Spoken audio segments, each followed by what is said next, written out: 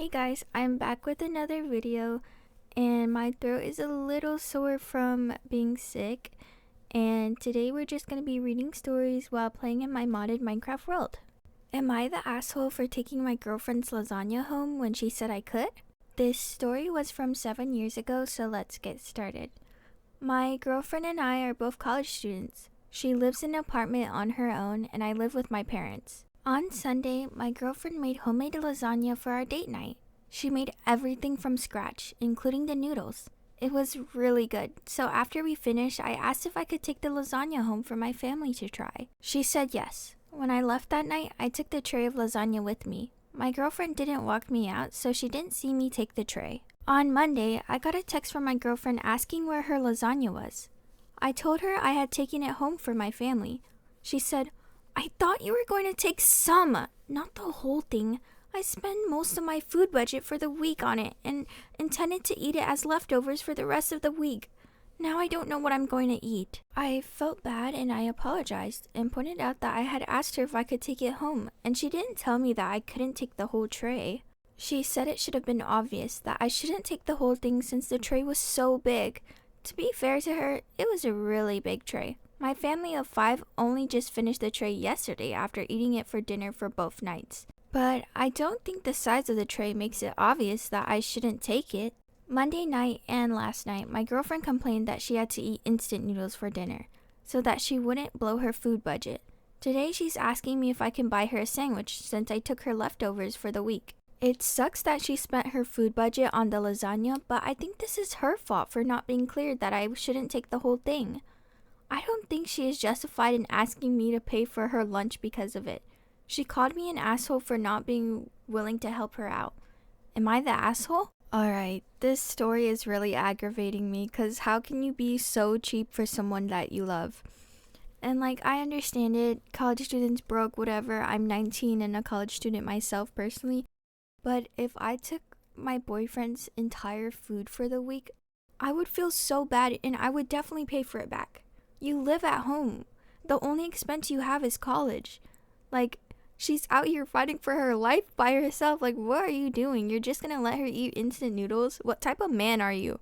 Alright, I need to calm down. But let's read the comments.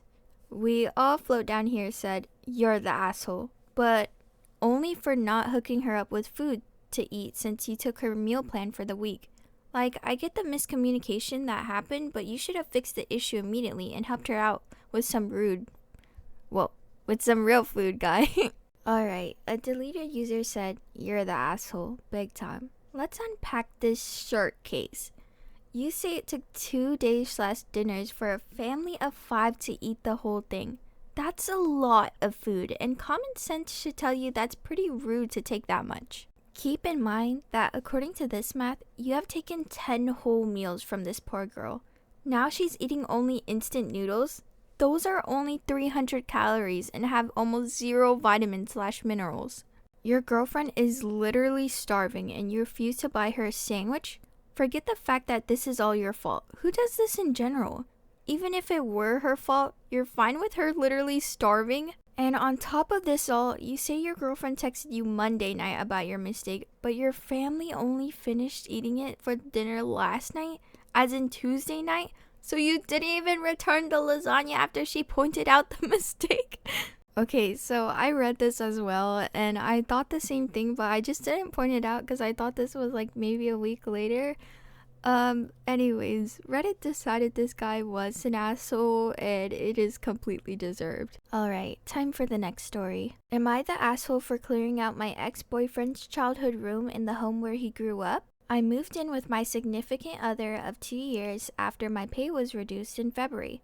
Due to everything that's been happening, and it didn't make financial sense for me to live in my own apartment anymore. Okay, so this post was 6 years ago, so I assume they're talking about 2020 COVID era. I just realized that was 6 years ago. That was crazy. That was when I was in 7th grade. Anyways, my SO asked me to move in with him, so I took up his offer. My SO's my ex-boyfriend's dad. Hello? My ex doesn't visit the house at all. I suggested to my SO that we should move everything out of my ex's childhood room. and to let me use it to store some of my stuff and let me use it as my personal office / lounging room. My SO agreed, so I boxed up everything in my ex-boyfriend's childhood room and moved them into the garage, including the furniture. I've redecorated the room and made it mine. Before I even moved his things, I emailed my ex and told him he should come by and take a look at what he wants to keep and / or sell and / or donate. After not hearing from him for 3 weeks, today he calls me, calling me all sorts of names for clearing out and taking his room. I'm really trying to be sensitive and nice here, but he is making this very difficult with his rage-filled outbursts and texts. My SO and I are giving him a year to clear out his childhood stuff from the garage before I donate everything. Neither my SO nor I feel clearing out his room was inappropriate, but my ex is just melting down in a tantrum-filled rage. Why does my ex feel like he owns his childhood room when he doesn't even visit? It's very sad and bizarre. Okay, there's a lot to unpack here. First of all, I need the ages of everybody. Second of all, what is wrong with you? And why are you dating his literal father? Anyways, I think he's still trying to accept the fact that you first took his father away from him and now you're taking his childhood room away. Maybe the reason he doesn't visit is because his ex-girlfriend is literally his stepmother now. Anyways, let's see what the comments say. Okay, so Bologna, and no, it's not baloney, it's Bologna, says, hahaha, oh my god, you're the asshole for so many reasons. The way you just gloss over the fact that your SO's your ex's dad is pure am I the asshole gold. Thank you for this post. Terrible advice says, you're the asshole. You are banging his dad, moving into his childhood house, and clearing his room out and donating everything he can't fit in his place. This almost has to be a troll with the amounts of time deafness. I guess tone deafness? Anyways, edit, I love the I'm being so patient with him line. Damn, this post is a train wreck. Alright, Reddit has decided that this person is the asshole deservingly. I don't even want to know if this is a real person or a real situation. I feel so bad for this kid. Alright, next story. This is from 7 years ago. Am I the asshole for sending my family an angry email because they still speak to my ex-husband and even have him over, especially in the light of his present relationship with a girl 20 years younger than him? So basic background is I'm 42, 2 kids age 14 and 12, and signed divorce papers in April after almost 2 years of it being drug out trying to... Bro, can nobody spell? Anyways, trying to get my fair share from him. Okay, just to preface, apparently some southerners say drug instead of dragged, but you know. The details of why are not important, but I'm angry, embarrassed, lost, and sad any given moment of the day. A lot of this has to do with the feeling I've been replaced by a 23-year-old surfing instructor who's everything I'm not. My husband and kids claims that she's just his friend and helping him learn his lifelong desire to surf, but Jesus Christ, give me a break. My husband has primary custody because he has better lawyers who were able to manipulate some minor missteps on my part into the court seeing them as a huge deal. So this past weekend I picked up the kids and said we were going to visit my parents. They said they would rather use their season passes to SeaWorld since they spent all the weekend with my parents and Aunt Stacy and Uncle Brian, my brother and sister who I didn't even know were in town. I was like, your dad took you? They said yes, that my parents had invited him over to see everyone. I was devastated because while I didn't get along with my brother and sister and my mom, they let my ex-husband know they were coming and not me. I can't even let that sink in without tears forming. I sort of jested that, oh, and let me guess, Miss Surf Instructor was there too. My daughter said, well, actually, we all went to her house in the Ocean Beach because she gave Stacy and Brian lessons after ours. That included my mom and dad. I was so devastated I took the kids back home and just went home and cried for an hour. When I was done, I sent a furious email to my entire family. How inappropriate they all had been. And then not only hanging out with my ex for an entire weekend, but his chippy as well is a massive slap in the face. And the fact they didn't even tell that they were in town, let alone invite me, makes me feel so alone. Can I say this person is horrible at writing? Anyways, let's continue. My mom was the only one to respond, and she basically said, "Yes, it was rude we didn't tell you Stacy and Brian were here, and we shouldn't have done that. But we didn't divorce Bradley, and we still see him as a son. This email, along with your behavior over the last 5 years, should really give you insight into why we might not want you at family events." In so many words, she called me an asshole for sending the email. Was I?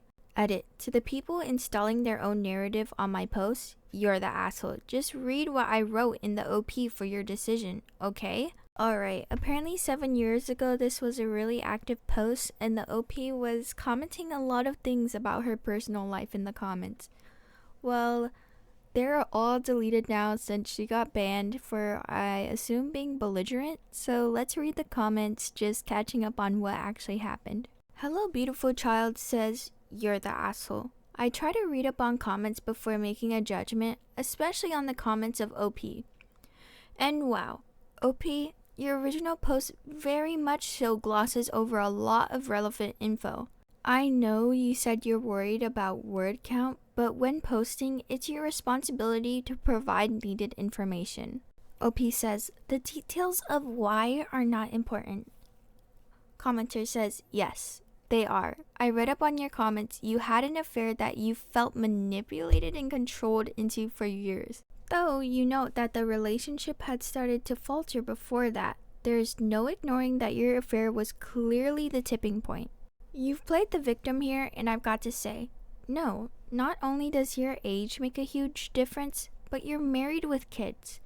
Sure, let's say you were manipulated. That doesn't mean you're not at fault 100% for your own actions. You made bad choices. End of story." As far as the surf instructor, 23-year-olds and spending time with your ex-husband, are they dating? Probably not. Are they having sex? Maybe. Who knows? But he's not parading her around as your replacement, and his sex life is none of your concern. Your children see her as a friend of his and are having a lot of fun with her. You have a comment mentioning that you're not okay with surfing. Well, you got divorced and lost custody. Ex-husband doesn't have to give in to your whims on things like that anymore. It's surfing, not MMA, street fighting, or drug usage. It's not that big of a deal. It definitely seems as if you're hanging on to "surfing is dangerous" because you're trying to find something wrong with an otherwise reasonable woman. It seems as if you had a messy and an emotional divorce. That sucks, but your ex-husband, children, and family are trying to move past.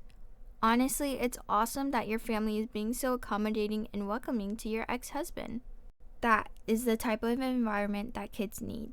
You wouldn't believe how many families ghost out on kids after divorce after separation, especially the family of the spouse that cheated or otherwise did wrong.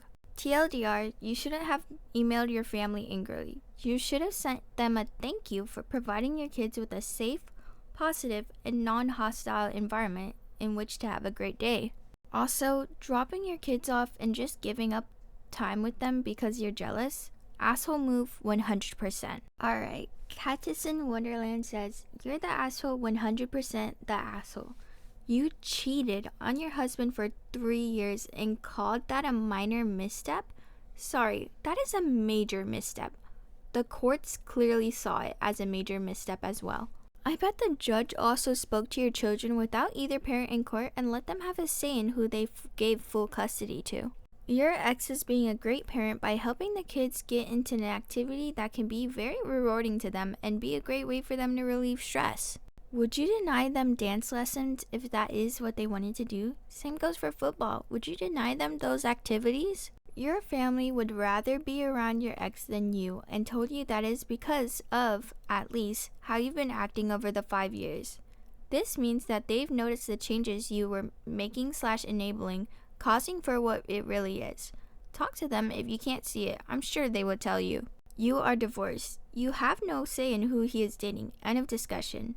You are not a Me Too victim. You are not the victim here. You didn't have sex with the guy, and you definitely didn't have sex with the guy for 3 years.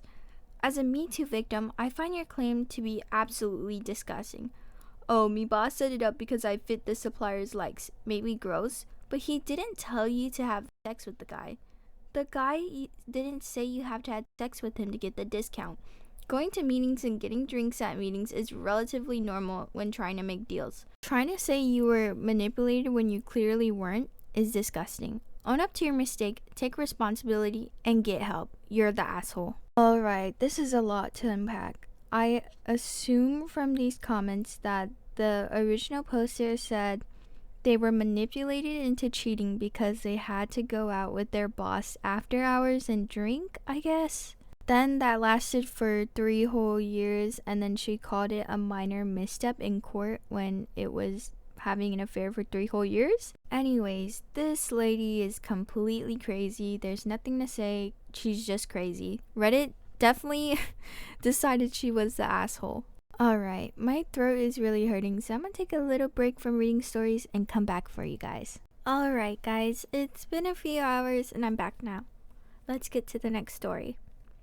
Am I the asshole for stonewalling coworker after getting laid off? I got recently laid off by a large corporation. As part of the terms of my layoff, I cleaned up all sensitive materials and handed over things that were necessary to hand over. The day before our last day, a coworker chats me, telling me she had been assigned to a project I was leading and asked to meet. Mind you, this is a coworker who didn't ask how I was doing or offered to help in any way after hearing about the layoffs.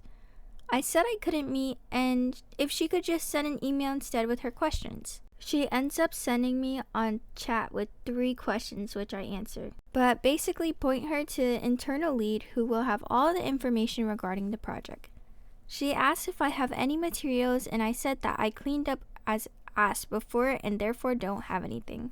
She doesn't even thank me, and then when I met her at an event later this week, she told me I was unprofessional. I said that it was my last day and I didn't feel like meeting. She said that I still had access and should have spent days after the layoffs handing her stuff. She kept talking about how she didn't know she was being given the project, etc. I told her it isn't personal and that I would have done the same no matter who asked me, because I felt like the company was already leaving me out dry, and I didn't feel like going above and beyond for them. She didn't agree. Am I the asshole? I don't think it matters at all. I don't think she gets paid enough for this. Or maybe she does. I don't know. This was freshly 9 hours ago, and Flat Replacement says, not the asshole. You don't work there anymore, which means you get to stop working there, lol. Like, sorry if she wasn't given enough info for the project or whatever, but that's not your responsibility at this point. Alright, this also happened about 6 hours ago, so let's get started. Am I the asshole for asking my bridesmaids to contribute to matching pajamas after already paying for everything else? I, the bride, am getting married soon and I'm wondering if I handled this situation badly. For some context, I've paid for everything for my bridal party. I've covered their bridesmaid dresses, hair, makeup, accessories, and accommodations for the wedding. I've never expected them to pay for any of those expenses because I wanted to treat them and make things as easy as possible. My maid of honor originally suggested that we all wear matching pajamas for the getting ready photos. At first, I assumed she was going to organize them because it was her idea, and she said she was going to. However, it somehow ended up becoming my responsibility. The bridesmaids picked out a set of pajamas they loved, but they're $140 each. With 4 bridesmaids plus myself, that's around $700 just on pajamas that will only be worn for a small part of the day. They kept asking me when I was ordering them and whether I've done it yet. So I sent out a message to our group chat explaining that I liked those pajamas too, but they were more expensive than I could justify, paying on top of everything else I've already covered. I said that if they specifically wanted those, I'd need everyone to contribute towards the cost.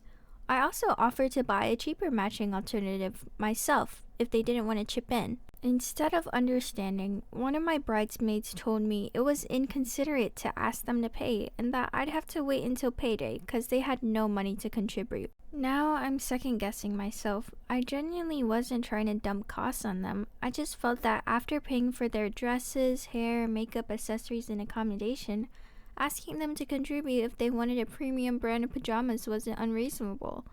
I also gave them the option of me purchasing a more affordable matching set instead. Am I the asshole?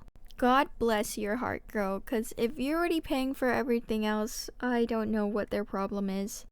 Understanding that you are broke and then still wanting something expensive is so beyond me. Like, you have no money to contribute, but you want $140 pajamas? Hello? Alright, let's get into the comments because this actually made me mad. Missing Music says, not the asshole, that's pretty greedy of them. It's like when someone goes to dinner knowing someone else is paying and orders all the most expensive things, then gets mad when they're asked to contribute a bit because they're knowing they're taking advantage. I completely agree, and I've been in this position. Like, if you're offering to pay for somebody and telling them and communicating to them your budget, is kind of crazy for them to ask for more than that.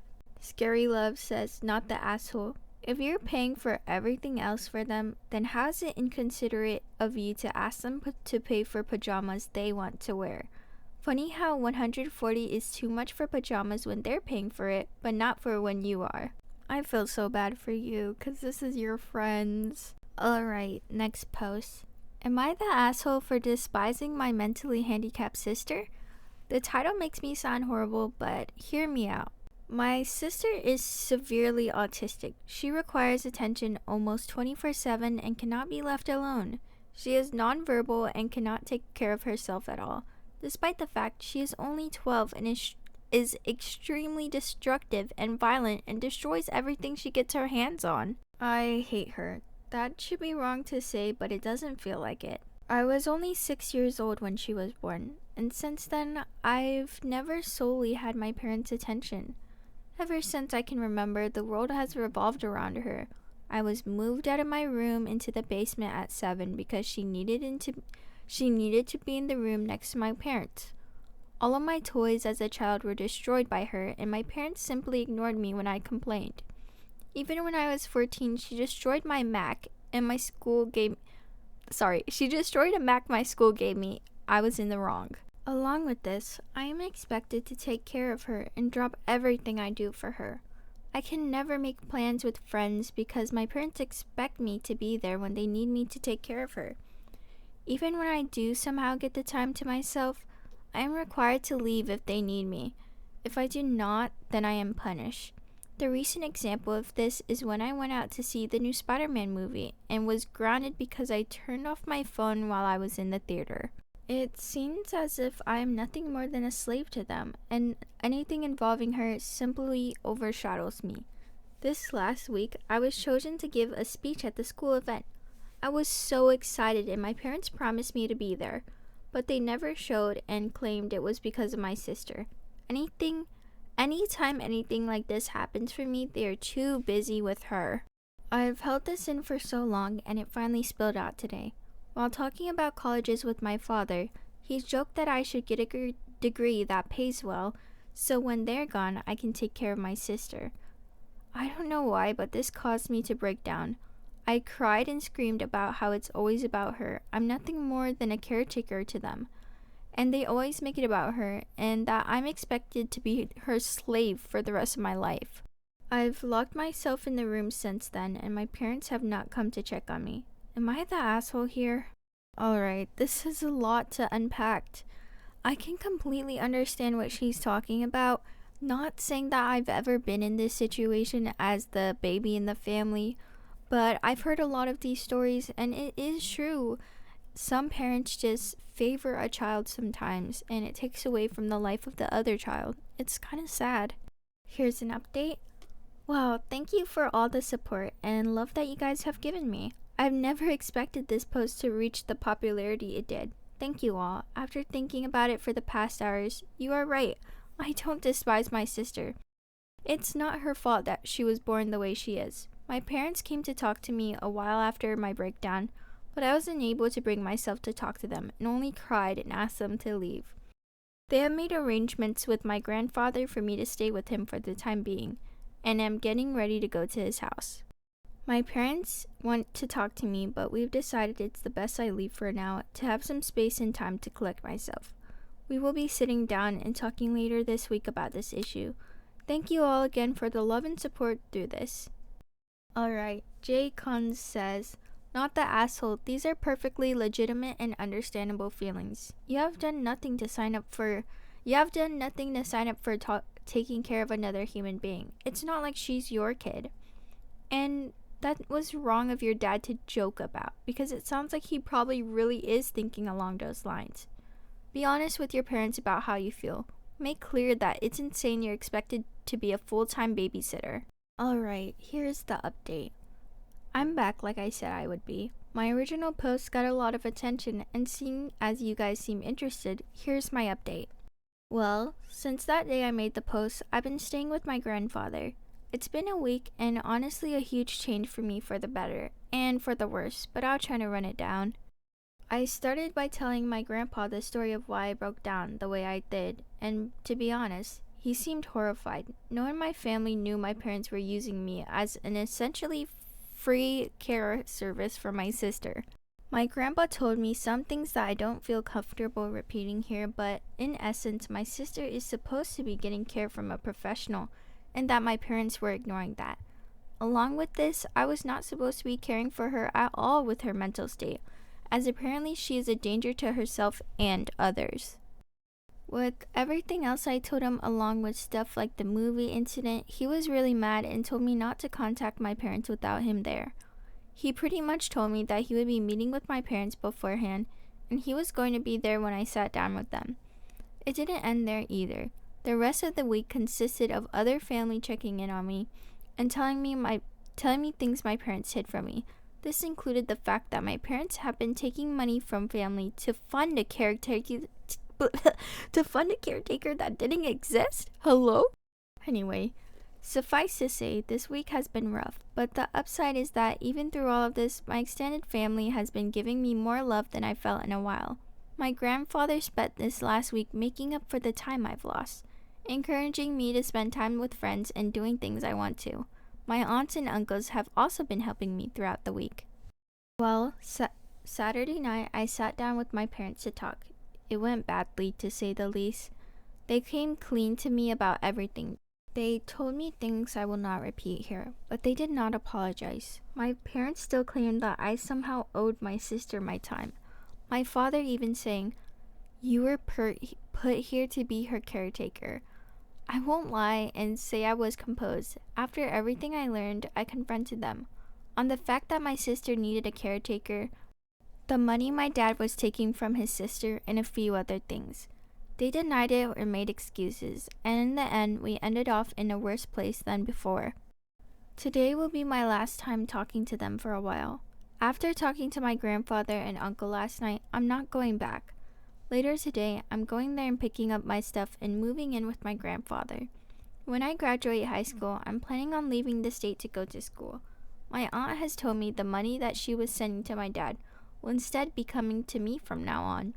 My parents have called me twice this Saturday. Neither of them were to apologize and only asked when I was coming home. I won't be going back to them. Right now I feel pretty uneasy about everything, but I feel like that will pass. The rest of my family is showing their support to me, and honestly, it feels great. But in the end, I lost my parents. Over all this, I've learned something that I wish I saw earlier. I don't hate my sister. In fact, I loved her with all my heart. I should have never projected my hate onto her. That was wrong, and someday I hope to make up for it. But for now, I need to leave. So there's my update. Thanks again for the support my original post got. I really appreciate everyone who took the time to comment or to show me support. Thank you. This is really heavy, and I just commend this girl for being able to go through all this and be able to speak up for herself. This is something not everybody can do. Alright, here's their final edit. Wow, I've never imagined my story would reach the popularity it did. I know it's kind of cliche, and I've said it 1,000 times, but thank you all. We just got back from moving my things out of my parents' house. Everything I wanted to take, my grandpa and uncle helped me move, and it's at my grandpa's house now. I have my birth certificate, social security card, and every other document and record I could think of. My parents were quiet the whole time I was there. Shortly after I arrived, my dad left with my sister, and my mom only hovered over us silently as we moved.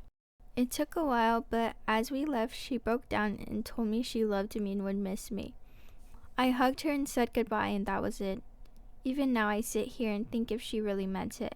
After this whole week of her not saying anything, she waited till the end. I hope she meant it. Right now, though, I think I just need to look ahead. Maybe one day me and my parents can reconnect. I hope so. Thank you for all the advice and love. It's been amazing, and I'm glad that through this experience, I at least got some positive out of this mess. Will I come back? I don't know. If something happens and you guys still want to update, I'll maybe come around again. But for now, I'm gonna move on. For all those out there who shared their stories with me, thank you, and I hope to see you on the other side.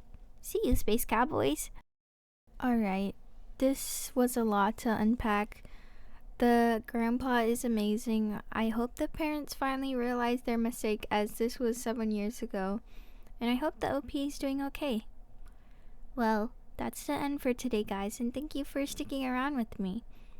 Today I just did some mining and fiddling around like I said, but maybe I'll have an objective next time while I play. Bye guys! If you're still awake, I hope you have fun with whatever you're doing, and if you're sleeping, sweet dreams. Bye!